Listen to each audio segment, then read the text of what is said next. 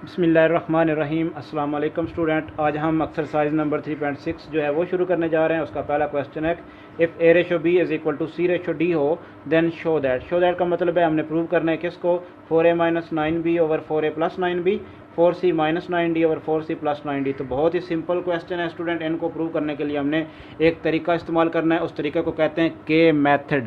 के मैथड क्या होता है कि वो मैं आपको समझाता हूँ यहाँ पे। तो जो हमें ऊपर गिवन है वो लिखते हैं हम a over B is equal to, अगर c ओवर d हो जाता है, सॉरी पहले इसको इस तरह लिख लेते हैं जिस तरह लिखा हुआ है कि a ratio b is equal to c ratio अगर d लिखते हैं तो इसको हम लिख सकते हैं कि a over b is equal to c over d।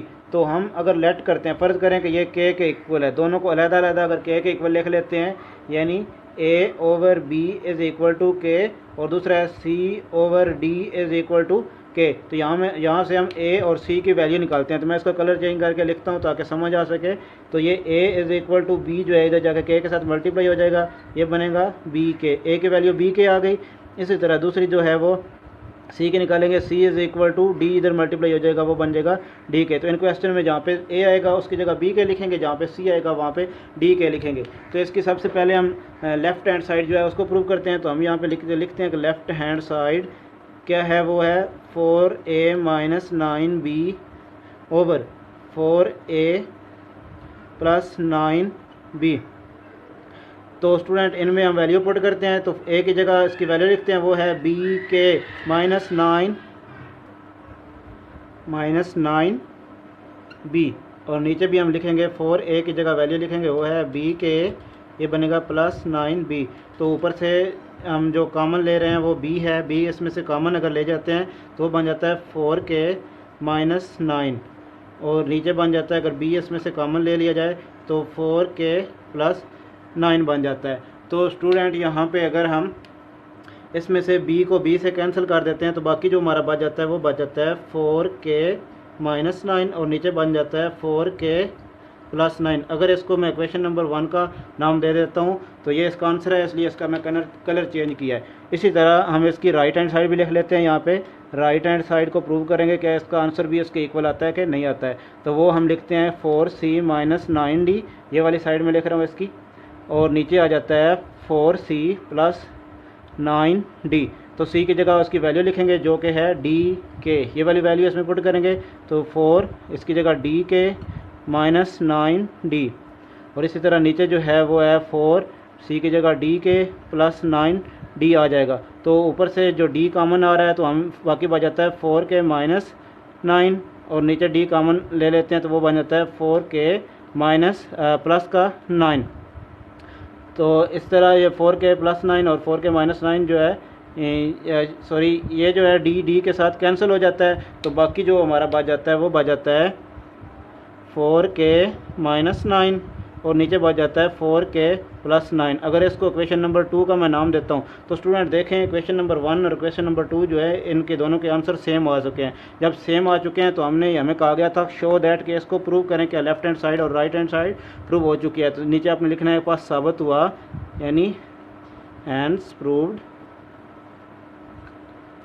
Left hand side is equal to right hand side. Student question number 1 का जो पार्ट नंबर 2 है अब वो सॉल्व करेंगे। तो वो जो हमें ऊपर दिया हुआ है वो पहले लिखते हैं कि a ratio b is equal to c ratio d। तो इसको हम फ्रैक्शन में लिखें तो a over b is equal to c over d बनता है। तो हम फ़र्ज़ करते हैं, लेट करते हैं कि ये k के इक्वल है, क्योंकि हमने इनको सॉल्व करना है k मेथड से। तो अलग-अलग अगर इसको लिख लेते हैं, a over b is equal to अलग से k हो जाएगा, और c ओवर d अगर इज़ इक्वल टू अलग से k हो जाएगा। तो यहाँ से a और c की हम वैल्यू निकालते हैं। वो किस तरह, यहाँ पे a is equal to b इधर जाकर मल्टीप्लाई हो जाएगा, ये बन जाएगा b। तो a की वैल्यू आ गई b के, इसी तरह c इज़ इक्वल टू ये बन जाएगा d के। तो c की वैल्यू ये आ जाएगी। तो जब जहाँ पे a आ जाएगा वहाँ पे b के, और जहाँ पे c आ जाएगा वहाँ पे d के हम जो प्रूव करेंगे। तो सबसे पहले हम इसकी लेफ्ट हैंड साइड जो है उसको प्रूव करते हैं। उसको नीचे पहले लिखते हैं, वो है 6a माइनस 5b, और साथ इसके है 6a plus 5b, 6a plus 5b। तो इसमें इसकी वैल्यू पुट करते हैं, a की जगह b के लिखेंगे तो 6b के माइनस 5b, और नीचे आ जाता है 6b के प्लस 5b। तो ऊपर वाली रकम में से अगर b को कॉमन ले लिया जाए तो वो बाकी बच जाता है 6k माइनस 5 रह जाता है, और इधर से भी b अगर कॉमन ले लिया जाए तो बाकी बच जाता है 6k प्लस 5। तो b को b से अगर कैंसिल कर दिया जाए तो बाकी जो हमारा नीचे बच जाता है उसको मैं लिखता हूँ वो है 6k माइनस 5, और नीचे बन जाता है 6k प्लस 5। अगर इसको मैं इक्वेशन नंबर 1 को सॉल्व करता हूँ, 1 का नाम दे देता हूँ, तो इस तरह इसकी राइट हैंड साइड जो है उसको भी प्रूव करते हैं कि उसका आंसर भी इस तरह सेम आता है। तो यहाँ पे हम लिखते हैं इसका राइट हैंड साइड लिखने के बाद लिखते हैं 6c माइनस 5d, और नीचे आ जाता है 6c प्लस 5d। तो इसमें c की जगह इसकी वैल्यू पुट करेंगे जो कि dk है, तो c की जगह 6dk माइनस 5d, और नीचे भी 6dk प्लस 5d। तो ऊपर वाली में रकम में से d को अगर कॉमन किया जाए तो बाकी बच जाता है 6k माइनस 5, और नीचे भी d कॉमन लिया जाए तो वो बाकी बच जाता है 6k प्लस 5। तो यहाँ से अगर स्टूडेंट d को d से कैंसिल मैं कर देता हूँ, इसमें इक्वल का साइन ज़रूर आपने डालना है, तो d को d से कैंसिल कर दें तो बाकी बच जाता है वो है 6k माइनस 5, और नीचे बच जाता है 6k प्लस 5। अगर इसको इक्वेशन नंबर 2 का मैं नाम देता हूँ, तो स्टूडेंट इक्वेशन 1 से और इक्वेशन नंबर 2 से हमें प्रूव हुआ कि इसके आंसर जो हैं लेफ्ट हैंड साइड और राइट हैंड साइड दोनों इक्वल आ गए हैं। जब इक्वल आ गए तो आपने नीचे लिखना है पास साबित हुआ, और इंग्लिश में लिखेंगे इसको hence proved left hand side is equal to right hand side. जी स्टूडेंट, क्वेश्चन नंबर जो हमारा 1 है उसका पार्ट नंबर 3 है, इसको भी इसी तरह शो दैट करना है left hand side right hand side के इक्वल है कि नहीं है। तो वो है a over b is equal to a square plus c square over b square plus d square, तो ये स्क्वायर रूट में है। तो सबसे पहले जो ऊपर हमें दिया हुआ है वो लिखते हैं कि a ratio b is equal to c ratio d हो, तो इसको अगर हम फ्रैक्शन में बटे में लिखते हैं तो a over b is equal to c over d। तो इस जगह पे हम इसको लेट कर लेते हैं, फ़र्ज़ किया कि ये k के इक्वल है, दोनों को अलग-अलग लिखते हैं। a over b is equal to ये भी k हो जाएगा, और c over d is equal to ये भी k हो जाएगा। तो यहाँ से हम a और c की वैल्यू निकाल लेते हैं जो कि इनमें हम पुट करेंगे। तो a इज़ इक्वल टू बन जाता है b के a की वैल्यू ये आ गई, इसी तरह c is equal to d इधर जाकर मल्टीप्लाई हो जाएगा तो ये बन जाएगा d के। तो c की वैल्यू जो है वो हमारे पास c आ गई है। तो सबसे पहले हम इसकी लेफ़्ट हैंड साइड यहाँ पे लिखते हैं, लेफ़्ट हैंड साइड वो है हमारे पास a ओवर b, तो a की जगह उसकी वैल्यू पुट करते हैं वो है b के, और नीचे आ जाता है b।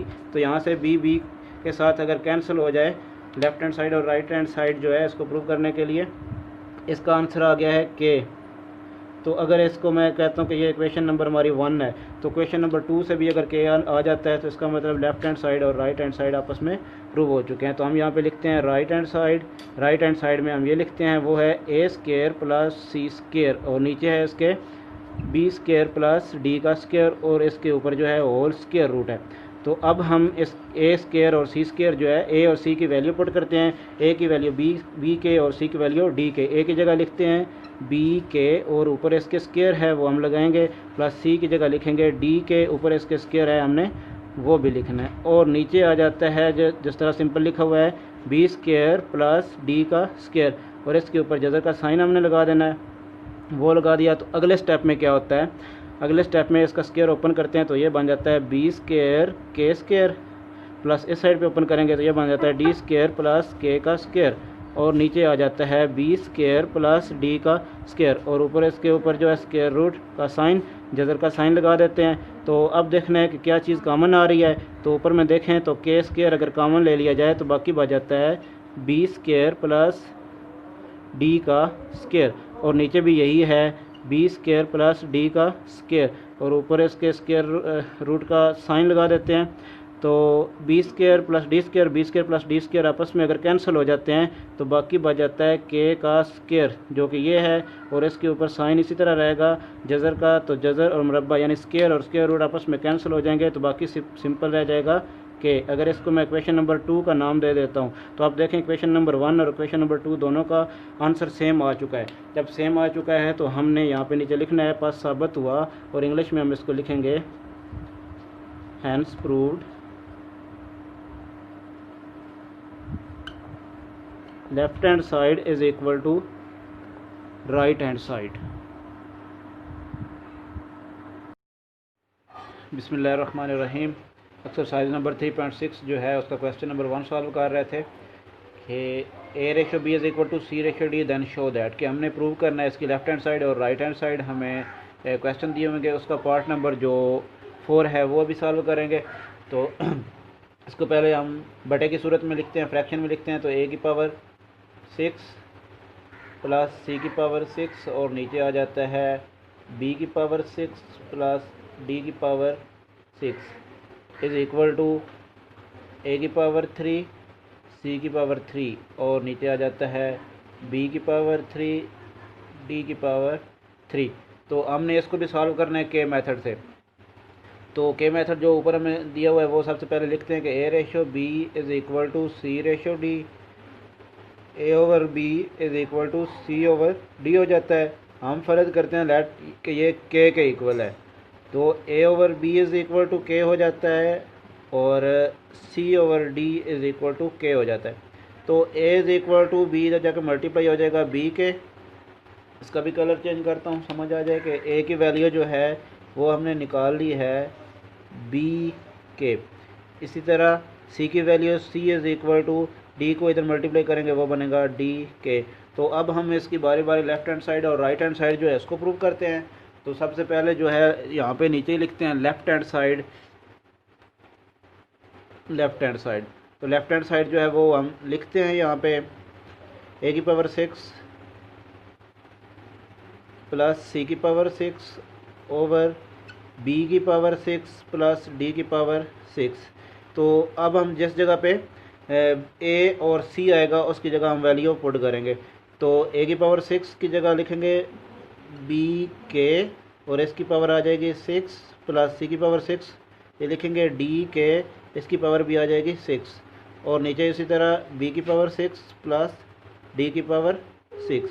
और जब इसका पावर ओपन करते हैं तो ये बी की पावर 6 के की पावर 6 प्लस ये डी की पावर 6 के की पावर 6 और नीचे सेम आ जाता है वही हमारा बी की पावर 6 प्लस डी की power 6।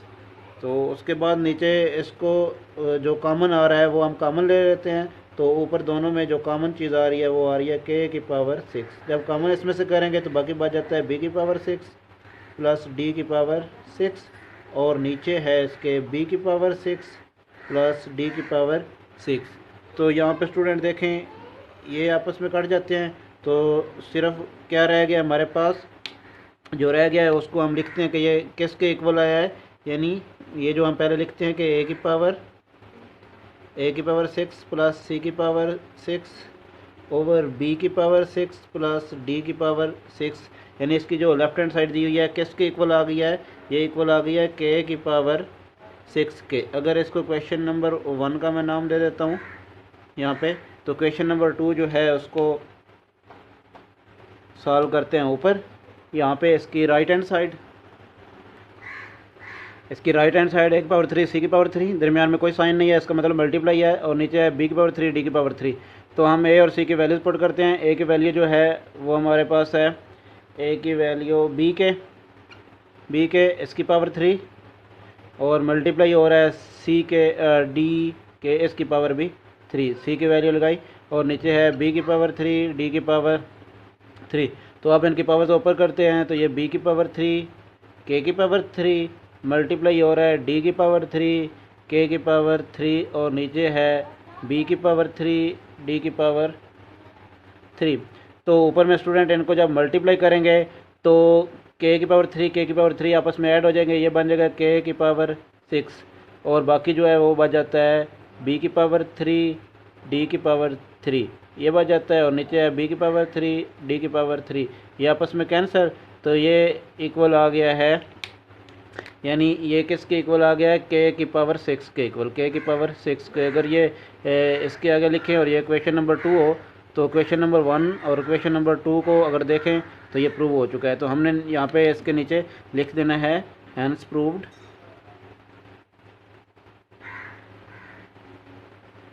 Left hand side is equal to right hand side.